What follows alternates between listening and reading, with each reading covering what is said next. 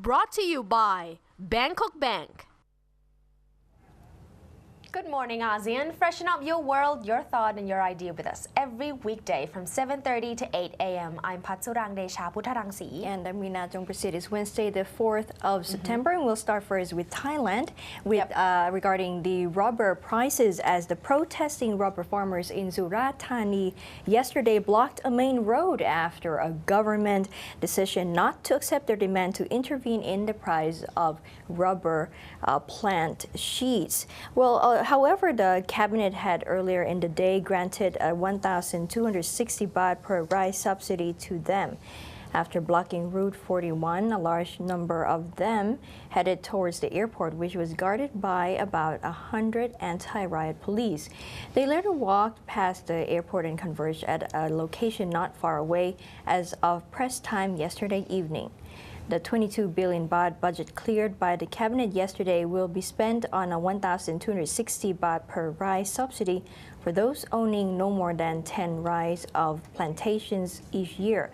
But they demand that the government buy rubber sheets from them at 100 to 120 baht per kilogram, up from the average current price of 78.13 baht was not met. The farmers rallying in Surat Thani, the largest group of protesters, reacted quickly upon learning of the cabinet decision reached in the afternoon. They immediately moved to block a key route to the south, while those holding parallel rallies in Nakhon Si Thammarat, where the second largest protest is being held, and in Chumphon, Prachuap Khiri Khan, and Krabi are expected to follow suit. According to Daily News, the group of people at Surat Thani rally site who blocked Route 41 are those traveling from Songkhla's Tepa district who arrived and started blocking the route. This prompted about 10,000 protesters also to join in the blockade, which resulted in heavy traffic congestion over 5 kilometers. Let's update on the situation in the South China Sea, Kunwina, as the Philippines accused China once again yesterday of laying concrete blocks on a small group of reefs and rocky outcrops within its territory, the latest escalation in a hostile maritime dispute. Defense Department spokesman Peter Galvez released to the media an aerial photograph of what he said were about 30 blocks on Scarborough Shoal in the South China Sea.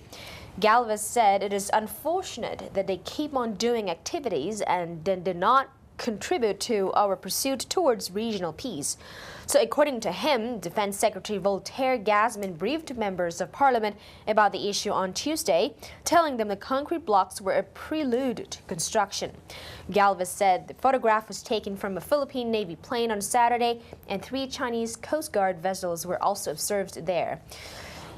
When asked for comment, the Chinese embassy spokesman Hua Zhang told AFP by email, "I will look into it."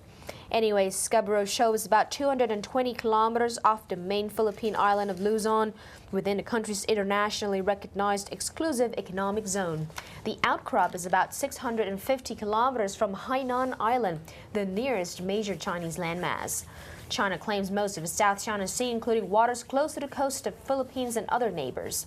The Philippines and Vietnam have in recent years repeatedly accused China of becoming more aggressive in stalking its claims to the disputed waters, which are believed to sit atop vast gas and oil reserves.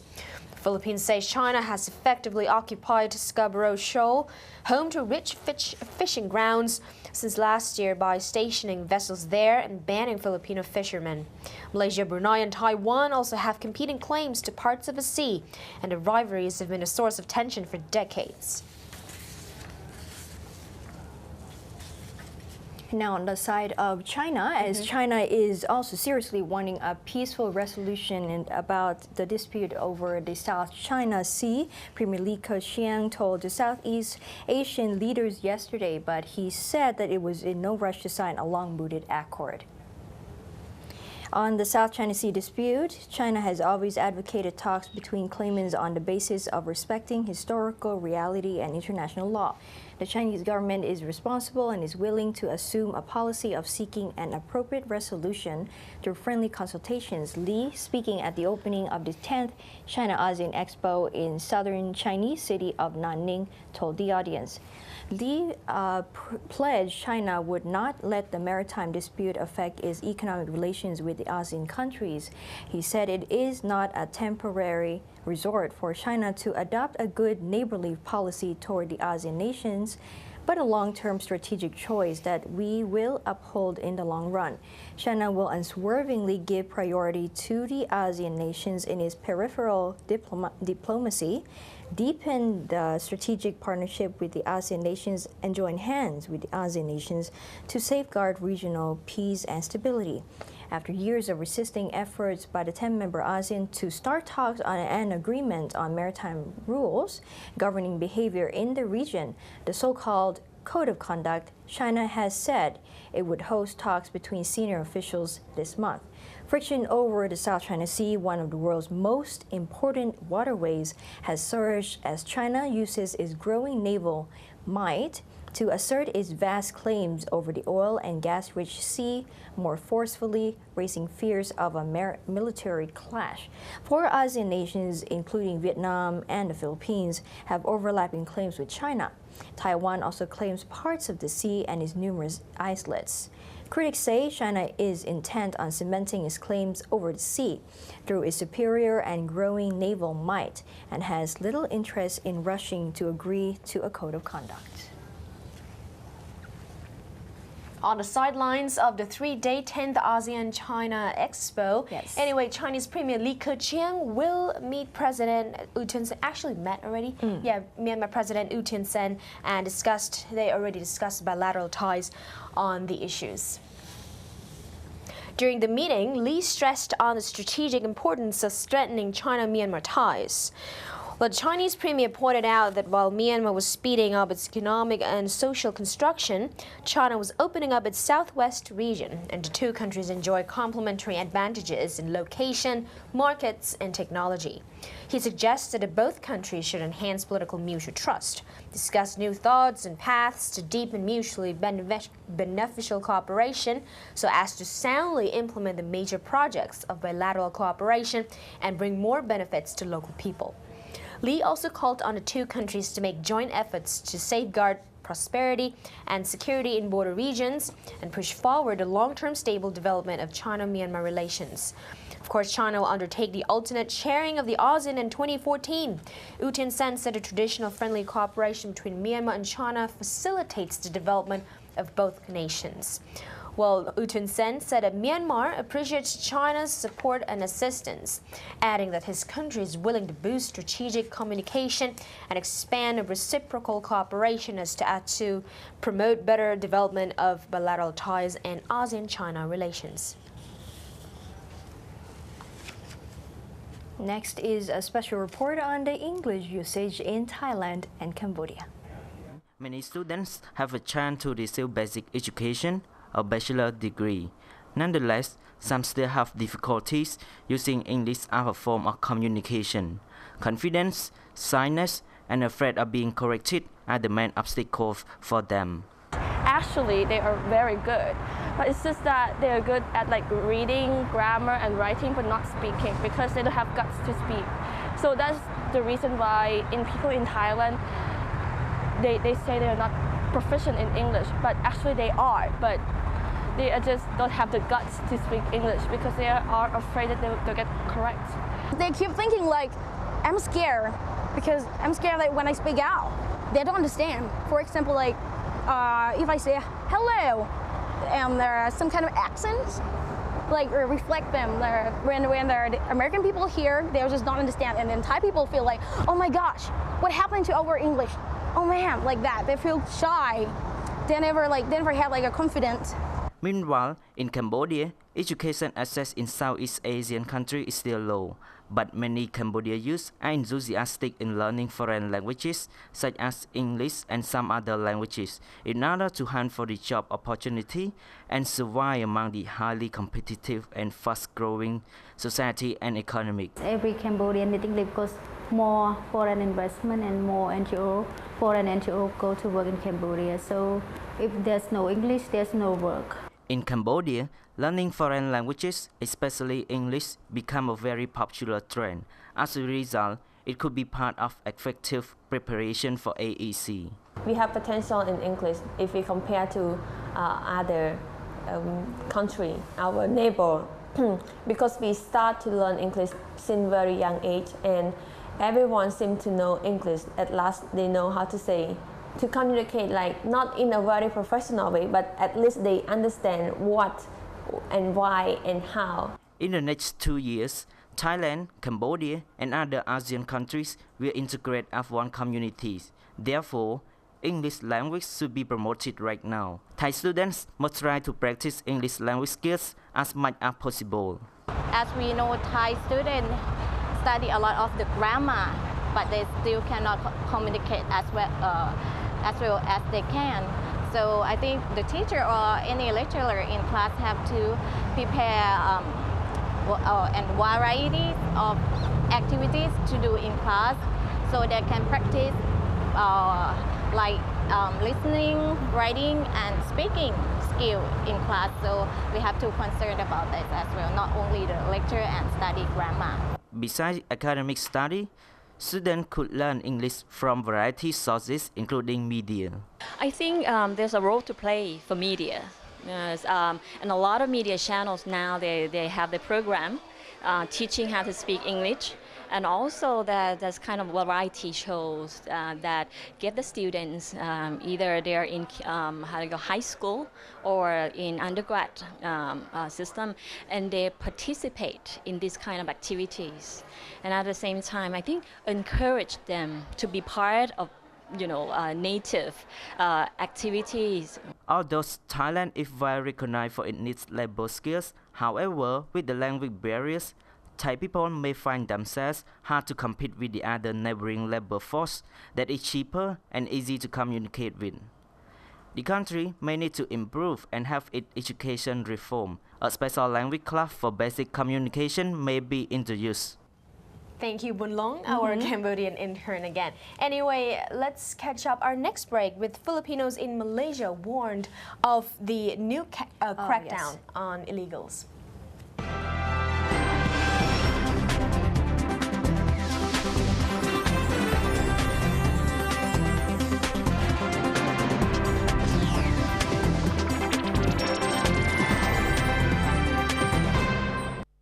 Brought to you by Bangkok Bank.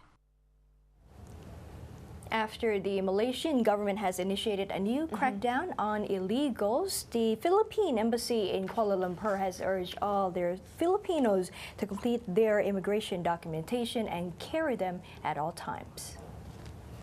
In a statement, Philippine Ambassador to Malaysia, Eduardo Malaya, reminded Filipinos to always bring their passports with valid visas and work permits with them, as Malaysian authorities conduct immigration checks on foreign nationals.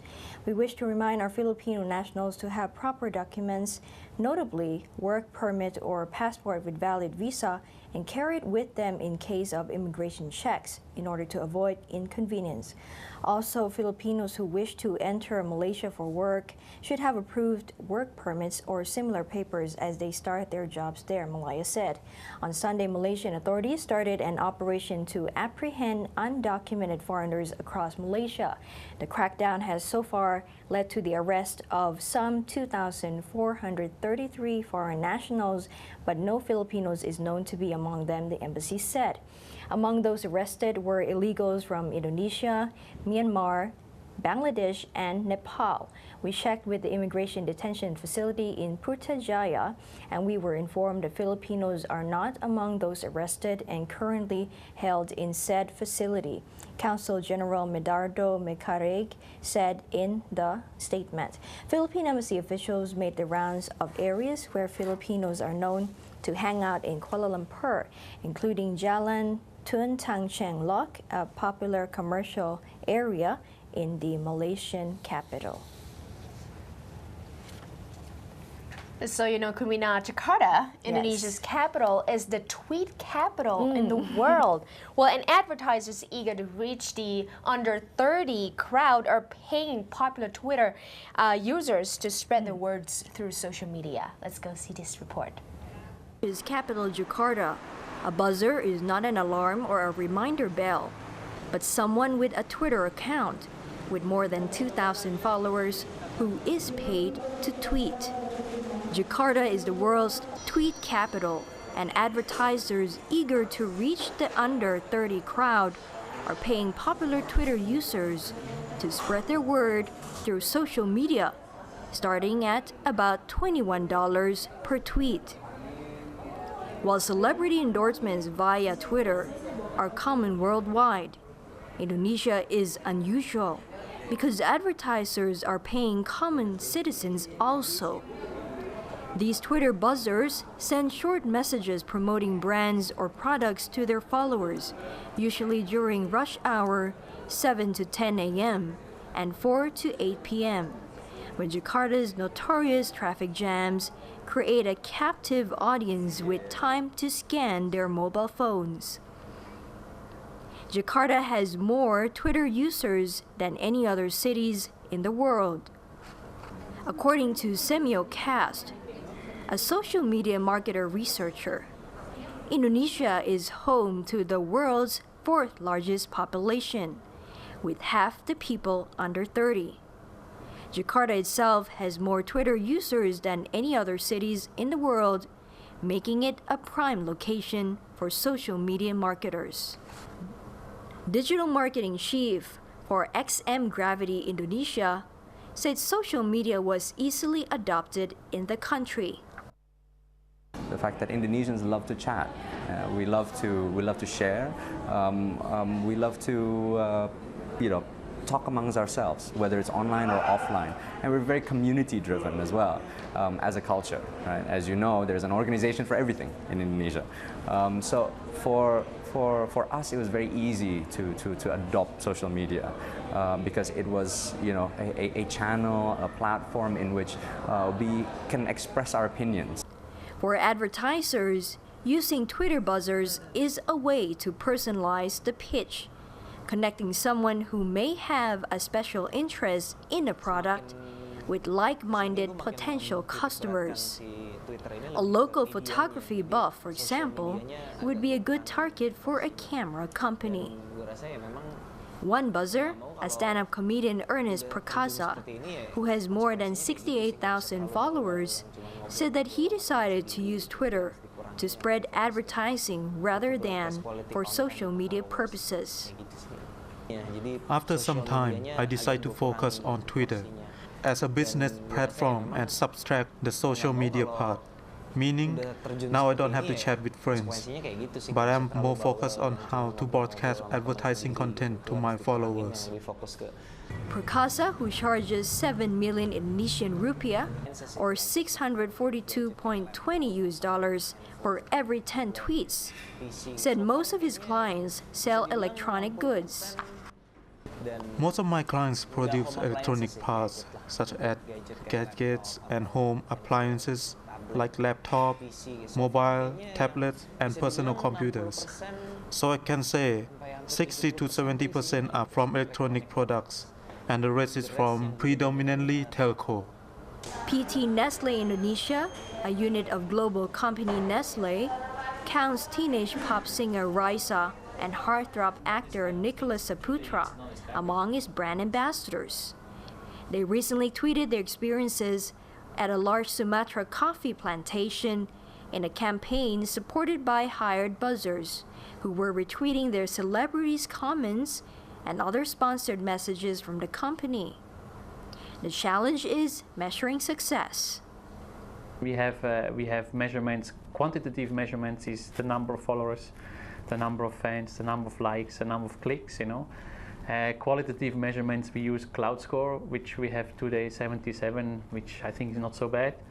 But yeah, how do we relate that back to brand health and sales? I think that's a little bit the question mark. Yeah. Stillheart said the company uses social media for more than a dozen brands and about 15% of its advertising spending on digital media. Indonesia has over 62 million internet users, 19 million Twitter users, more than 47 million Facebook users. The Ministry of Information and Communication has said that Indonesia has over 62 million internet users, 19 million Twitter users, and more than 47 million Facebook users. That's it for today's edition of Good Morning ASEAN. We'll see you again, same time, same place, same channel. Thank you so much for joining. I'm Weena Jongprasit. and ภัทรสุรังเดชาพุทธรังสีสวัสดีค่ะ สวัสดีค่ะ